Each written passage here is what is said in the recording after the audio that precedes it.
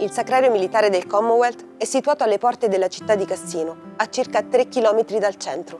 Qui si trovano le tombe di 4.271 soldati, di nazionalità britannica, canadese, australiana, neozelandese, sudafricana, indiana ed un soldato dell'Armata Rossa. 284 sono le salme mai identificate. Their name lived forevermore. Il loro nome vive per sempre. Questa iscrizione accoglie i visitatori in tutti i cimiteri di guerra del Commonwealth. Si tratta di una citazione dalla Bibbia di Re Giacomo, suggerita da Rudyard Kipling come epitaffio per i memoriali della Prima Guerra Mondiale e adottata anche per quelli della Seconda.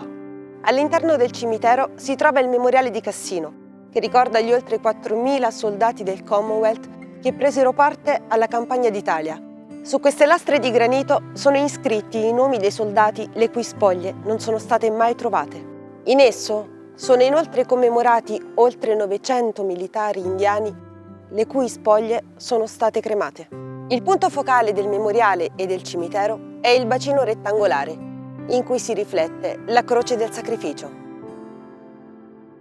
Il memoriale è stato progettato, così come il cimitero, da Louis de Soissons ed è stato inaugurato il 30 settembre del 1956 dal feldmaresciallo britannico Harold Alexander.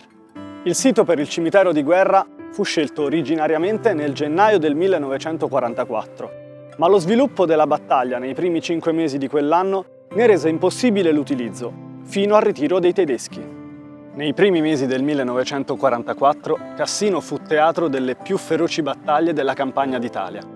La maggior parte dei soldati qui sepolti morì nel corso degli scontri di quei mesi. Il cimitero è immerso nel verde, è circondato da una siepe ed è protetto da grandi alberi. È un luogo dove si può riconoscere e ricordare in maniera immediata la portata e la dimensione dolorosa di un evento colossale come quello della Seconda Guerra Mondiale.